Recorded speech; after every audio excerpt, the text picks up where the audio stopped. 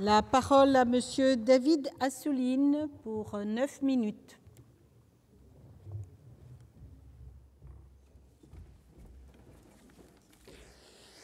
Madame la ministre, mesdames et messieurs les rapporteurs, madame la présidente de la commission, mes chers collègues, enfin, cette loi dont on peut dater le début du chantier à l'année 2013 va enfin être adoptée et la CMP a été conclusive. Je veux m'arrêter un instant sur l'importance de cela. Nous sommes à un moment, chacun l'a souligné, où la société, dans ses relations sociales, humaines, est assez fracturée. Ce n'est pas seulement en France, c'est dans toute l'Europe. Beaucoup de violences, beaucoup de polémiques, c'est physique, c'est verbal. Et très souvent, la culture est une cible de tous ceux qui veulent attiser la haine. Et donc, ce n'est pas rien sur le plan politique que, dans ce climat-là, nos deux assemblées se rassemblent, presque unanimement, mais se rassemblent pour dire que, dans le domaine de la création artistique, dans le domaine de la défense de notre patrimoine, eh bien, nous envoyons un message uni pour rassembler.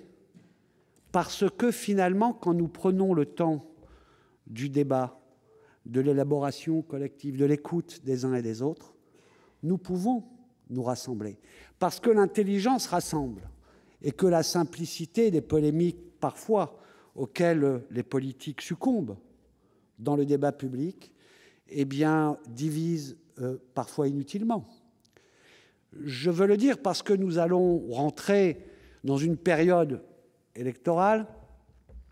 Et dans cette période-là, je pense qu'encore on va utiliser la culture à travers des thématiques comme l'identité, mais la culture est au cœur de notre identité républicaine pour créer des fractures.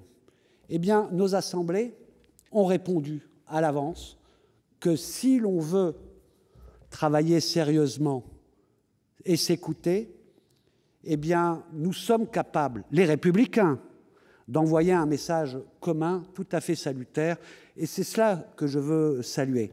Et je veux dire que notre groupe socialiste au Sénat, je parle en son nom ici, a voulu être ce pont entre deux assemblées qui, du point de vue de leurs options majoritaires, sont différentes.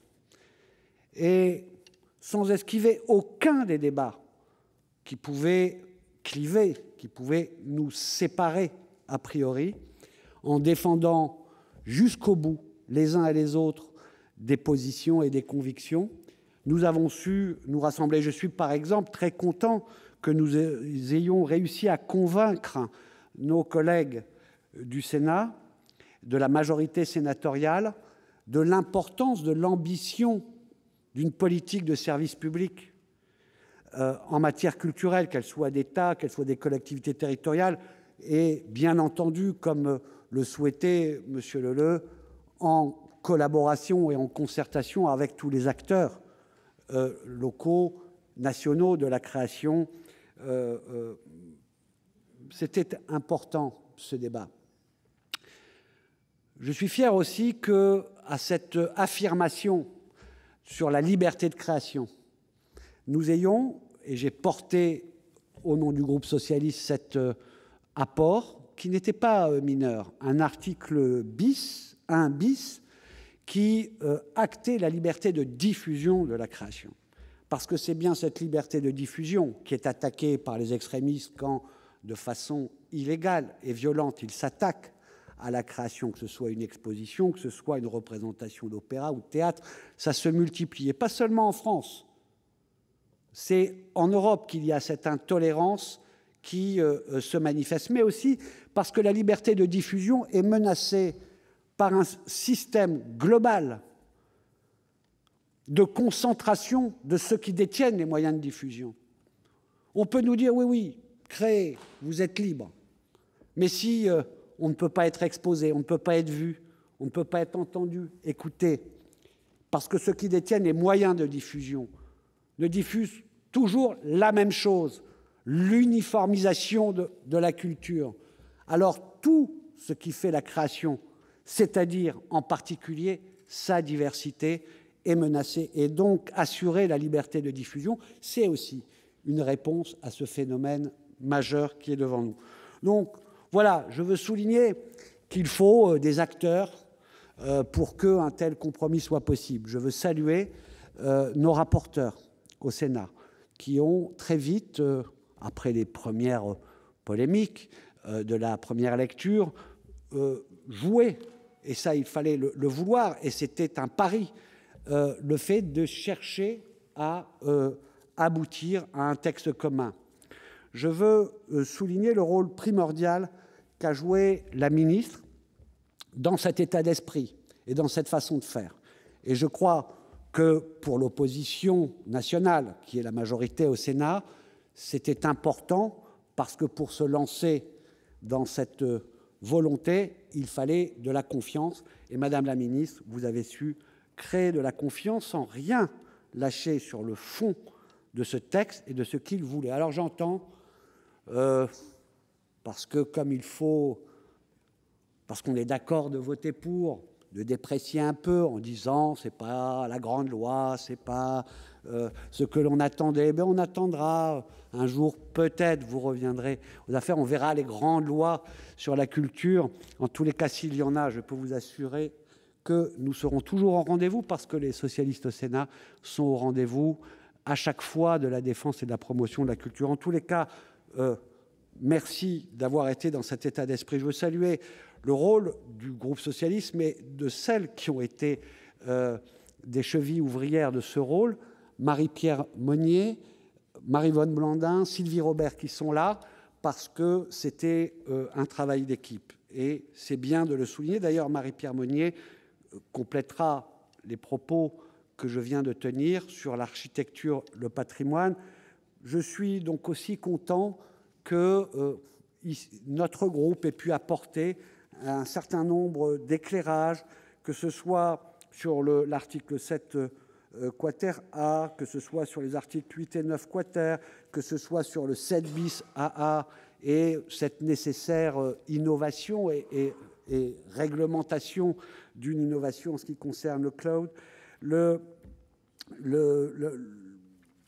les différents apports que nous avons eus sur le renforcement des pouvoirs et de l'indépendance du CNC, le renforcement des pouvoirs du CNC dans la lutte contre le piratage, le 4e champ multiprofessionnel du spectacle vivant et enregistré.